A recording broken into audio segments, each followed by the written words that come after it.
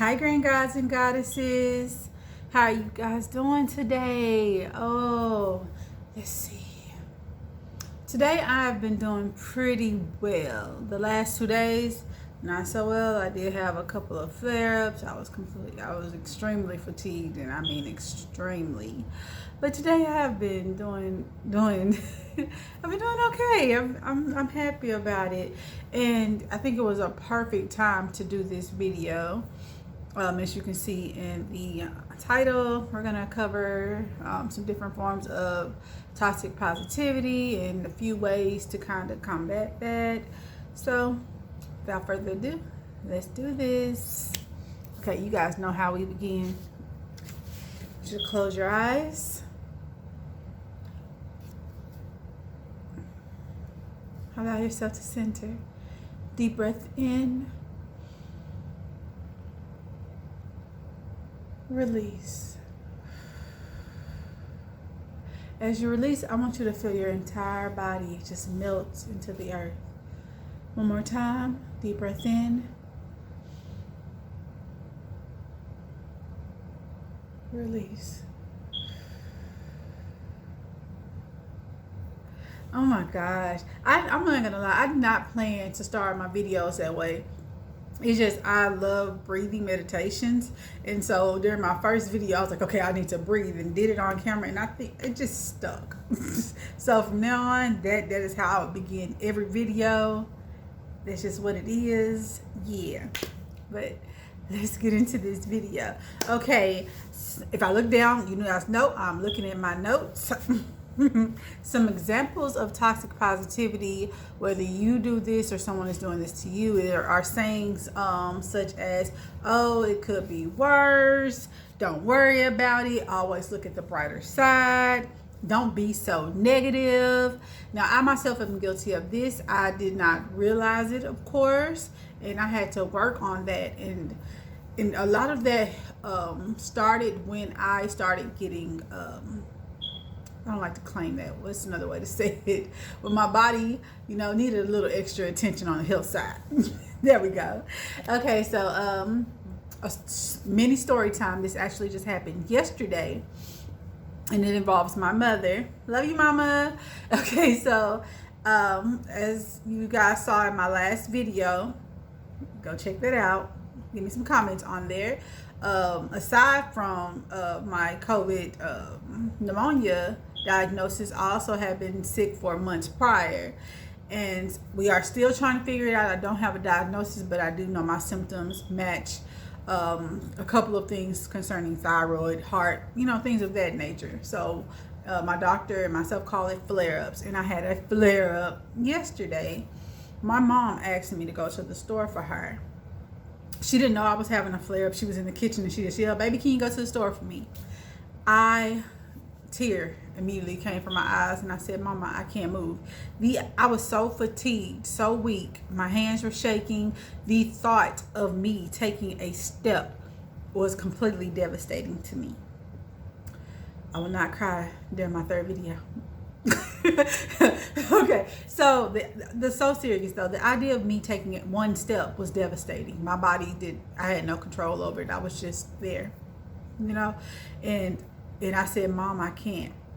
And she said, and she knows what's going on with me, so she was completely understanding. And this is what I meant by validating my feelings. She didn't say anything negative. She didn't try to, be toxic towards my feelings or anything like that. She said, "Are you okay?" And I said, "I want my body back." And she said, "In due time." And she heard me crying, and she left me alone. Sometimes that is probably the best thing you can do for people, is to leave them alone. I sat there for a second. I cried. I was frustrated. I was a little bit angry inside. And after that, I was okay. She waited about 10, 15 minutes. And I was just sitting on the couch watching TV. I was laying my head down because, like I said, I'm fatigued. I really could have went to sleep at that time. And she yelled at me. She said, "You good?" I said, "I'm okay, Mama." That was it. Okay? So I said that to say that was a healthy example of validating someone's feelings and not giving them a toxic positive reaction. Okay, such as, oh, someone could be doing worse. To me, that is one of the worst things you can do.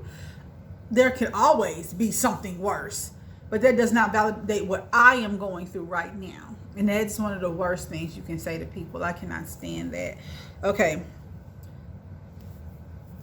How, sweeties, loves, grand gods and goddesses, you are allowed to feel. You know, there are sayings such as, oh, grow thicker skin, and oh, that shouldn't even bother you. Yes, it should. It can bother you. We are allowed to grieve. Friendships is probably one of the reasons why I've heard, you know, grow thicker skin and get over it the most. Because if I've lost a friend, whether it be my fault, their fault, whatever the reason, or we just simply grew apart, I'm going to grieve my friendships, those memories we had, those good times. My friends are family for me. And so I am allowed to feel those emotions. I'm allowed to miss them and grieve them and heal from all of that, as are you. So don't let anybody diminish your feelings. Do not let anybody tell you that, or yourself, I'm so sorry, or you or somebody else diminish your feelings. You are allowed to feel those. Do not bury them. Do not throw them in the closet. That is not healthy. Face them. Allow yourself to go through those emotions. Allow yourself to be uncomfortable, consciously uncomfortable with going through those feelings. Now, I do want to add, we all handle things differently. We all handle, you know, grief differently, sadness, frustration, anxiety, anger, all the emotions. We handle them differently. We are all unique in our own way. That's what makes us beautiful. So the way you handle something does not mean that's the way this person is supposed to handle something. Okay? Positivity becomes negative when it attempts to diminish your feelings. Okay? Don't allow it to. Face them head on. Let's go. Let's do this. You know?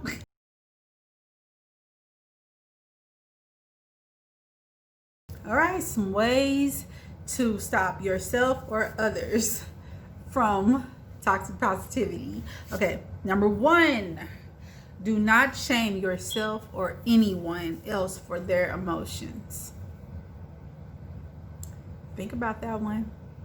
Sometimes we do it and we don't even know it. You know, just because we've healed from something doesn't mean everyone else has. And we're like, oh, you get over that. I did. That's the first thing somebody will say. I did it. You did it. Now it's time for them. They have to go through it in their own way. Okay? I'm so guilty of this one, and I'm working on it. Self-reflection.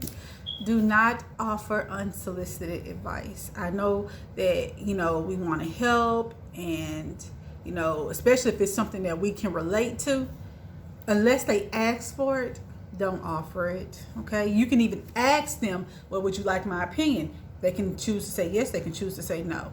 But work on just, you know, not doing this. Okay. Validate their feelings even if it makes you feel uncomfortable. Now, I will add to that, outside of my notes, that if it makes you so uncomfortable, if it is a trigger for you, well, if it's a trigger for you, then you obviously need to be healing a little bit more. But also tell them that it makes you uncomfortable. You do not have to listen if it makes you uncomfortable. That uncomfortable to where it's bothering you and your emotions are going haywire. Okay? If a person does not understand it, then that's on them. But if it makes you that uncomfortable to where you have to lash out at them or become toxic in your own way, then definitely stop the conversation and tell them, sweetie, this is bringing up some old things, or just say I'm uncomfortable, or get off the phone, or what have you, whatever the situation is. You are allowed to do that. The final thing, this is the best one ever. Listen. Just listen. You don't have to say anything. Most of the time, people just want you to listen. They want to vent and just get it off their chest. That is so therapeutic to be able to do that with a loved one.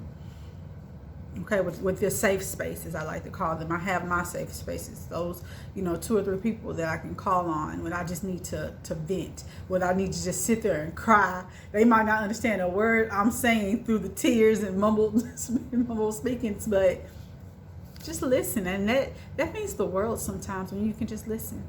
Okay. But that is this video. I just wanted to touch on it just a little bit, because I mean, like I said, it's not one of those things where people are doing it on purpose. For the most part, we're all guilty of certain things, and that's where self-reflection comes in and working on self. But all right, you guys, please do not forget to like, comment, and subscribe. Please comment if anyone has ever done you like this, or if you've ever done anyone else like this. How did it make you feel? How did you combat it? How are you dealing with it? Like, comment, and subscribe. Come on now. No, I'm just joking. But all right, love and light.